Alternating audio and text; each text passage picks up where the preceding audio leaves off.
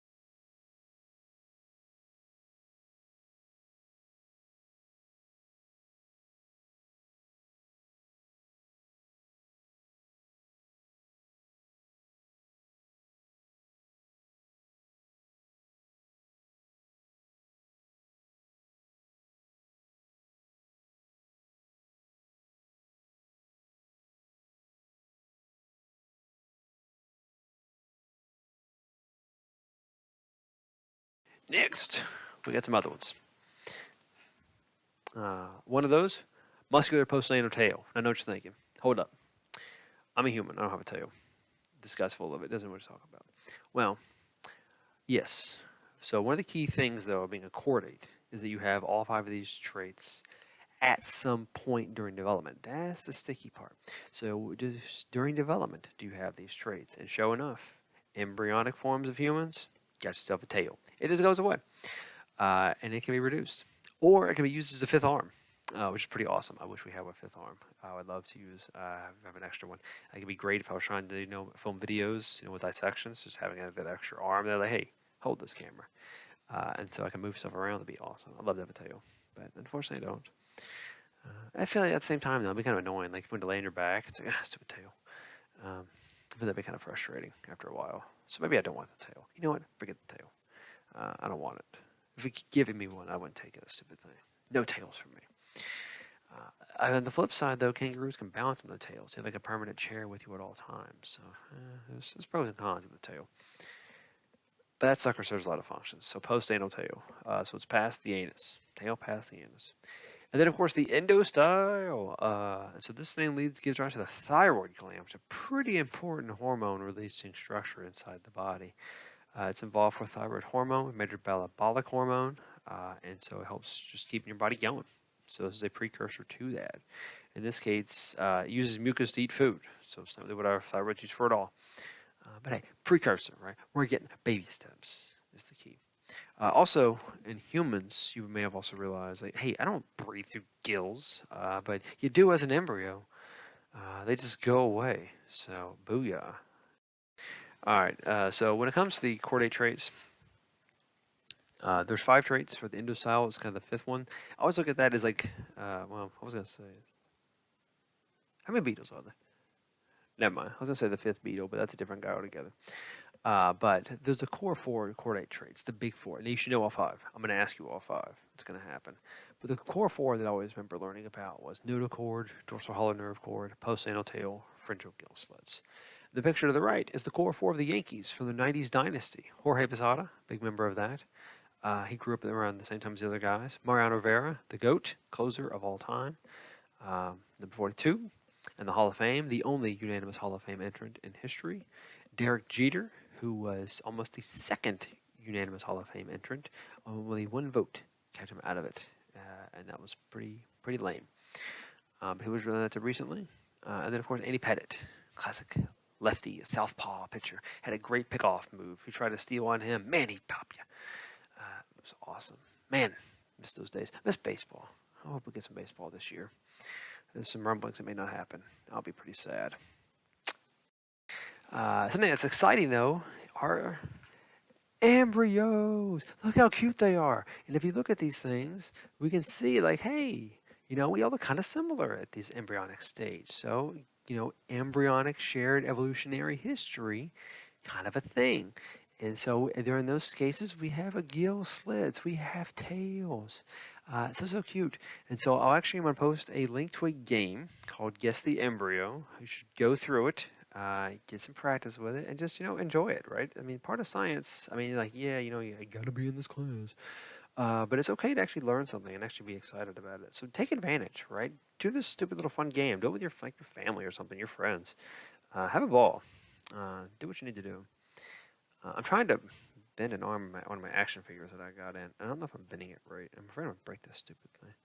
Which is bad. It's like $20 for this POS. Play the Guess the Embryo game. All right, let's look at some diversity. First one looks... Man, this looks like something. It looks like a sponge. It is not. It's one more complicated than a sponge, unfortunately. But it's called a tunicate. And so this is the Chordata. So this is early on chordates. So here we are. So you look at it and immediately go, man, this thing looks like nothing I've ever seen in my life. And you're not totally off base there, if we're being, totally honest with each other. You're not totally off. But as a larval form, it shows those adult chordate traits. So that's where we see that come up in that larval form. So it's kind of like the echinoderm in that way. So the larval has the coolness, and the adult doesn't. But if you look in their form here, you can still see the endostyle in the adult. But they lose some other structures. But they have the slits in the pharynx, and they have an endostyle as an adult. But the other stuff kind of goes away. There's no tail on this thing. If you look up early on the stage, you'll see the nerve cord, the notochord, and the tail. So you got all 5 of those traits present in this joker. The larva will swim around a little bit, and then it'll land, and then boom, grow on its hard surface. And then it just reaches full maturity, develops, and then next thing you know, the tail's gone. No nerve cord anymore, and it just, no nervous system really at all. It just sits and feeds. All right, so they're also called sea squirts. So I've always loved the name sea squirt.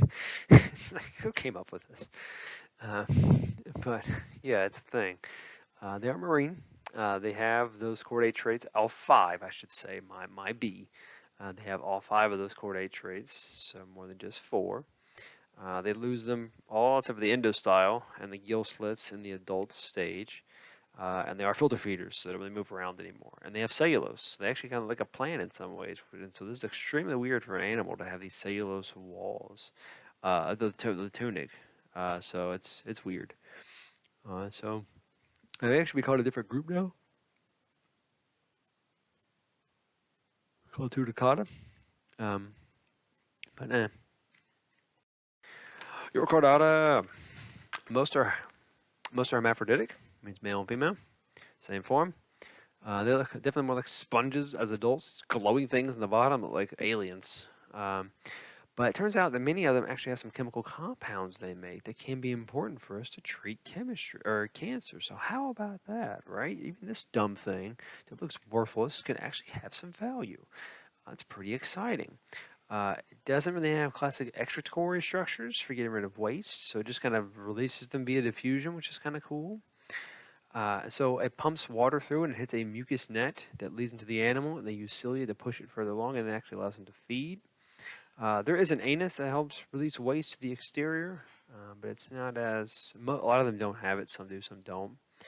And they actually have to orient themselves in such a way to where they don't take in poop water, essentially. So they have, enough awareness to realize, I don't want to eat my own poop and die. It kind of makes sense, right? Because you're not getting as much nutrition, and so you won't be as, as all you could be. It won't really happen here. Some can trap other organisms and eat them, so like nematodes. So I guess that's kind of cool. It's not going to be invasive, so they're not all great.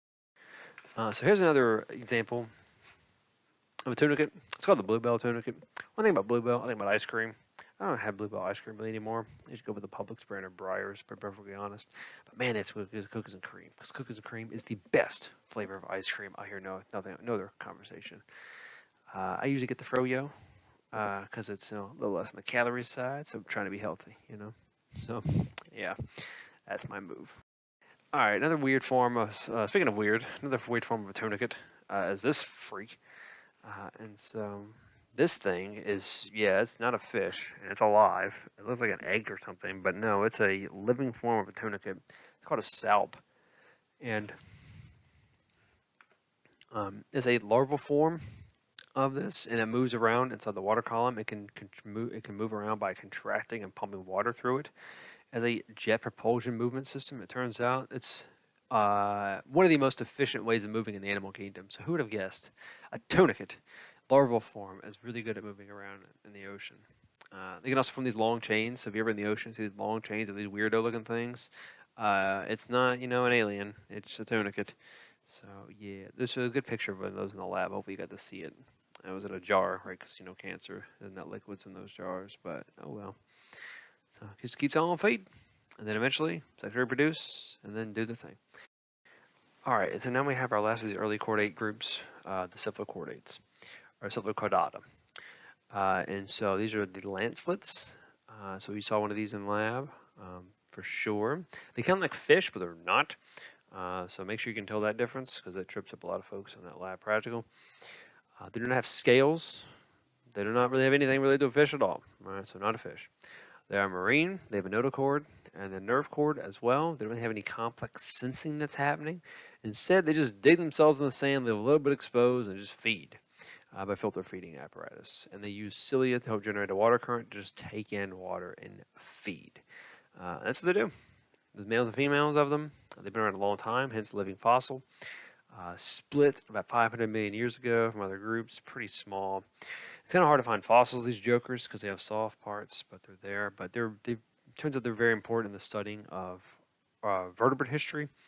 We can kind of figure out like how vertebrates evolved, and they took some of the genes found in this type of ancestor, this close ancestor, and modified those genes to get such crazy new functions that the vertebrates have. So it's kind of neat. So yeah, it was first described as a slug, honestly, in the 1700s. It took 60 years to realize this was not a slug. So, man, yeah, science has come a long way. All right. Here's another example. So, again, doesn't have a true skeleton, not a vertebrate, not a fish.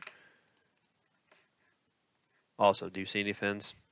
No, there's no fins. This is not a fish. It's not an eel either. It's not a fish.